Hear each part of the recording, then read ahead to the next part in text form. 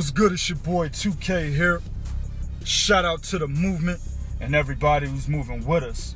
Well, the domino effect is taking place. The dominoes were set up. Gennady Golovkin knocked him down when he declined 40%. And now everything is falling down for him as we speak. The IBF has gone ahead and stripped him of their title for not agreeing to face his mandatory Sergiy Derevyanchenko on August 3rd. Now, this is what I want people to understand. You know, the IBF was actually holding out, waiting to see if a Canelo fight was going to happen. Y'all know that, right? There was a hearing last month between Gennady Golovkin and the IBF, and they could have made a decision earlier. But it seems that they make the decision not too much longer after Gennady Golovkin declines an offer from Golden Boy, and Golden Boy permanently, at least this year, walks away from Gennady Golovkin, right? That's when the IBF decided to take action. See, boxing is a fucking business, man. That's what I'm trying to tell you cats. See how a lot of motherfuckers commenting in reference to my last video I posted earlier this morning about him declining the 40%. And a lot of people seem to support Gennady Golovkin based off of morals.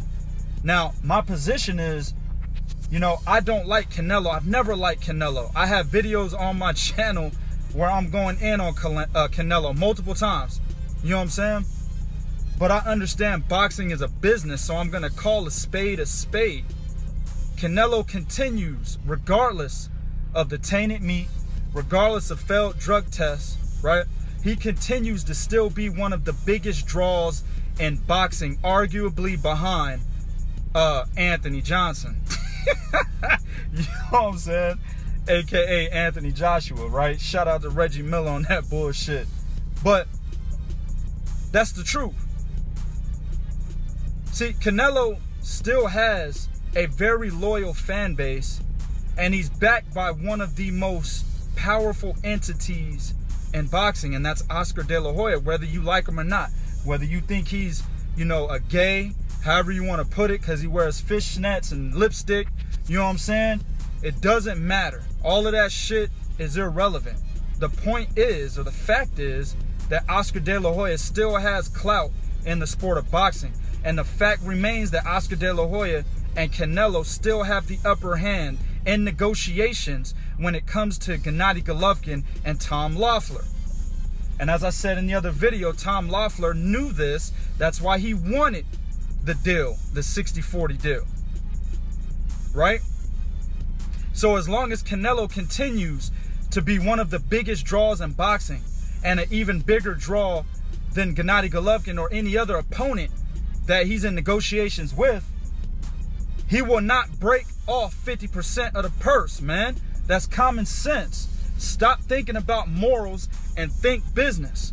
Let's look at other motherfuckers that were top dogs in boxing in the past. Oscar De La Hoya, right? When did he ever break off 50% when he was that top dog? Shit, when he fought Floyd Mayweather had to agree to 25% plus all this other shit that De La Hoya was hanging over Floyd's head. The gloves, the venue, all sorts of shit, right? Being able to walk out last, he took all that shit from Floyd Mayweather and said, no, I'm the top dog, you're gonna adhere to my terms. And that's exactly what Floyd had to do, right? When Floyd ended up being the top dog, who did he give 50% to? Nobody, right? I'll even turn it around, because a lot of people seem to think that money is more important than legacy. It's another thing that people were talking about in response to my first video. Let me tell you why money is not more important than legacy. Because if you look at all of the previous Hall of Famers, or at least the majority of them, all of them understood that they had to make the sacrifice of taking risky ass challenges for less money than what they wanted in order to make more money on the back end. For example, Floyd Mayweather, he only made like $2 million against his Turo Gotti in his first pay-per-view fight. And half that shit went, more than half of it went to Bob Arum. That's why Floyd Mayweather was suing Bob Arum, right? Also, I just told you about the Oscar De La Hoya situation. He had to adhere to all of his fucking demands and only take 25% because De La Hoya was the man at that time. But look what happened. He took those fights anyway, and look what happened. He became a man that was getting $35 million guaranteed paydays from Showtime on the back end. That is what you're supposed to do. You take career and legacy defining fights first, then you make the money. See, these motherfuckers today, they want to make the money now and take the challenges later. Shit, if you look at a lot of these fighters, they want to just make the money now and don't take no challenges, right? Now, I blame Floyd Mayweather partially for that because he's laid a blueprint that has these young fighters thinking, shit, I could just pick and choose who I want to fight. But that was Money Mayweather. They're not talking about what Pretty Boy Floyd did, right? They trying to go through the blueprint that Money Mayweather did after he already established himself. So I sort of blame him for that. What these young fighters need to understand is that you can't do what Money Mayweather did without doing what Pretty Boy Floyd Mayweather did first. You see what I'm saying? Now, as this pertains to Triple G, of course he's not a young man, but he has the same kind of mentality. If you look at his entire career, he's got 3 belts. One of them was given to him. The WBA super title was upgraded from the regular title, in which he won in 2010 off of a no-name fighter by the name of Nelson Tapia, right?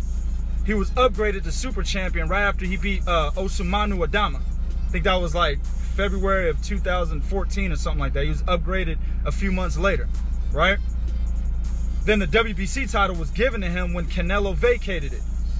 So the title that he really fought a perceived challenge for was the IBF, and that was against David Lemieux, who ironically has stripped him today.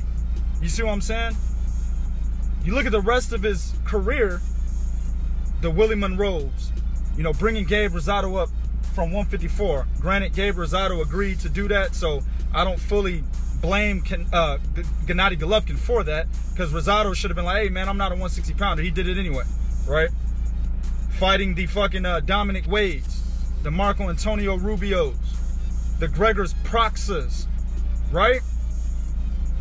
Those are the type of guys he's fought his entire career. He lacks the career-defining win. Daniel Jacobs was not that. It was a step-up fight for him. If you look at Golovkin's career, Daniel Jacobs is his best win, right? Not an old-ass Daniel Gill. It's Daniel Jacobs. And Daniel Jacobs was the WBA regular title holder. And in the eyes of a lot of these fans, not in my eyes, because I understand that the WBA crowns 2 legit champions, even though they need to consolidate that shit already. But in the eyes of a lot of these fans, they don't even believe Daniel Jacobs was a real title holder because he only held the WBA regular title. It's a step-up fight, but it's also the best win on his resume, but it's not a career-defining win. And also, there's a lot of people that believe Daniel Jacobs won that fight on top of that. So it's somewhat mired in controversy.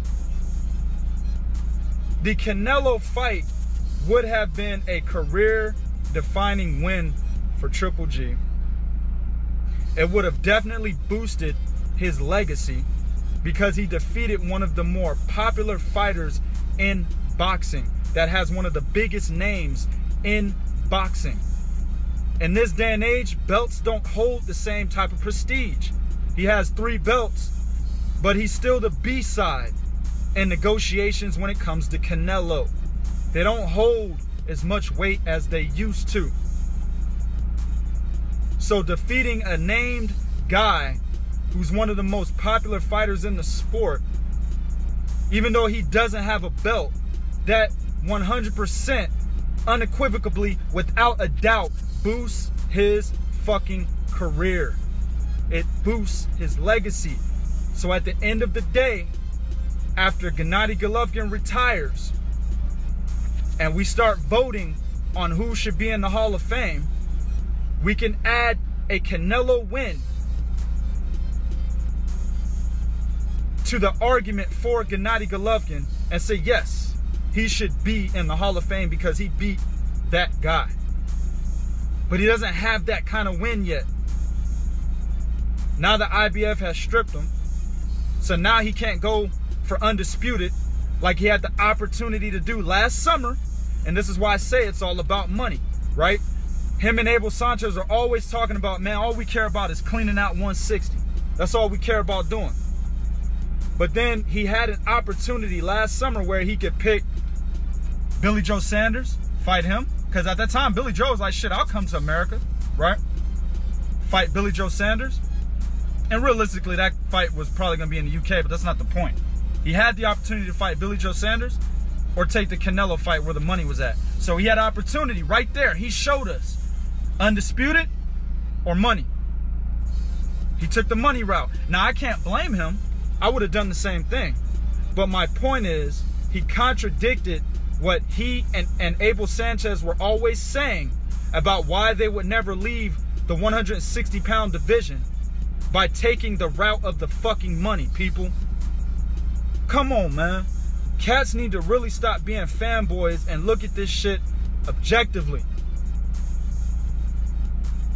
You don't have to be getting paid millions of dollars on television or go to school to be a journalist or a fucking analyst to be able to come up with a conclusion on your own, to be able to do your own fucking research. All of this stuff that I'm saying can be looked up, and you could be enlightened just by researching. You don't even have to listen to this video. But it's that fanboyism, dog, that has cats thinking that Golovkin is doing the right thing. And see, this shit, man. Another thing, man, people got to learn how to think critically, man. The IBF stripping them right after, literally hours after we find out. It hasn't been 24 hours yet. After we find out he's walking away from a September fight with Canelo, that's when the IBF acts. See? And understand, Mauricio Suleiman is also basically saying that if Gennady Golovkin does not fight Canelo in September, he's got to fight Jermall Charlo. That's already out there. Jermall Charlo is the WBC mandatory. They're saying if there's no Canelo fight, he's got to fight Charlo. What has Abel Sanchez been telling us for the last couple of months? Ever since Charlo got to the 160-pound division, he's been calling Golovkin out. What has Abel Sanchez been doing? And shout out to my man 78. He told y'all niggas this is gonna happen. He told y'all, man. What has Abel been saying? Oh, we not fighting no Jermall Charlo, man. He's disrespectful. You know, black fighters, you know, their skill sets, you know, they don't draw any attraction. Saying dumb shit like that. But look what's about to happen. If Golovkin doesn't come up with Canelo type of money to be able to pay Jermall Charlo step-aside money, and of course a little bit goes underneath the table to the WBC. They say they're non-profit organizations, but we really know what's really good, right? If they don't accept that particular step-aside money offer, they're going to strip him just like the IBF did if he doesn't fight Jermall Charlo. See how that domino effect happens? And of course, we already know the WBC was waiting it out. They put it out there as well. Jermall Charlo's in plenty of interviews saying, hey, we want Gennady Golovkin right now, but the WBC has told us to wait. And the reason why they're telling him to wait is because they want to see if he can make money with the cash cow of the sport. One of the cash cows, Canelo Alvarez. I'm telling you, man, it doesn't matter what happened with the test. It doesn't matter how you fucking feel about Canelo. None of that matters. At the end of the day, the boxing world, or at least the bigger entities within boxing, are going to stop what they're doing if they have a stake in Canelo's decision. And they're going to wait to see what he does. And that's what the WBC did. That's what the IBF did. When they found out there was no fight, IBF said, give me my motherfucking title. I expect the WBC to do the same thing if Gennady Golovkin doesn't come up with Canelo type of money to pay step-aside money to the WBC and to Jermall Charlo. Now, the WBC is usually more lenient on these types of situations. They will allow champions to keep their belts for a very long time. They even put champions in recess and shit when they can't fight for whatever reason. Injuries or even promoter issues. They'll put a champion in recess. So they may not be as quick to strip him like the IBF, but understand, Canelo is in talks with Daniel Jacobs. And this is another thing. If a lot of people have been saying Canelo's career is tainted. Let me get this out here before I close, man. If Canelo's career is so tainted, his legacy is so tainted, and his legacy is obviously defined by his popularity and his fame, right? If his legacy is so tainted, why the fuck did Daniel Jacobs rush to the negotiation table so quickly to get a career payday? Come on, people. Think. Canelo, whether you like him or not, hell, I don't like him. I've never liked Canelo. The only thing that you've ever heard me say good about Canelo is that I respect the fact that he's learned from his loss to Floyd Mayweather. That's it. You can go through my entire fucking archive in my channel. And that's the only good thing you'll hear me say about Canelo. But real, recognize real, dog. I am the most unbiased motherfucker on YouTube. I will give you the real. This is business. This is fucking business, man. He is still that dude, regardless of how you feel about him. So let's see what happens, man. He's in negotiations with Daniel Jacobs, like I said. You think the WBC don't want a piece of that? They might strip Gennady Golovkin and say, hey, the Canelo-Daniel Jacobs fight is going to be for the WBC title. I've seen them manipulate their rankings in order to have a title fight under their organization. I'll give you an example. Chris Arreola versus Deontay Wilder. Go back and do your research, man. When Deontay Wilder was supposed to fight Alexander Povetkin and he tested positive for PEDs, Chris Arreola somehow found his way in the top 10 of the WBC rankings. And then they announced a fight, and that fight was a title fight. Goes down as a defense for Deontay Wilder, even though his last fight was against Travis Kaufman. Look at what they did with Romain Stavern. This motherfucker stayed the mandatory this entire time. Only had one fight after he lost to Deontay Wilder to fucking Derek Rossi, a journeyman, and who a lot of people thought he lost that fight. Stayed the fucking #1 contender the entire time and got the title shot. Goes down as another defense for Deontay Wilder. So the WBC can manipulate their rankings and be like, yo, we want Canelo, Daniel Jacobs. We want that. That's what I'm saying, man. A lot of you cats think y'all know boxing, man, but y'all don't even think critical enough to even know what the fuck is going on, man. YouTube, do what you do in the comment section. Let me know what you think. I'm telling you, man, this is just the first phase of the domino effect. The second phase will be what the WBC plans on doing, right? Whether they strip him or they mandate a Jermall Charlo fight. That's going to be the next phase. They might not do nothing. Who knows? But the critical thinker that I am, I know the IBF was waiting to see what was going to happen with Canelo. And as soon as they found out that it's a no-go, they stripped him. That's exactly what happened, man. Do what you do in the comment section. Be real. Let me know what you think. This is real talk for real fans. One.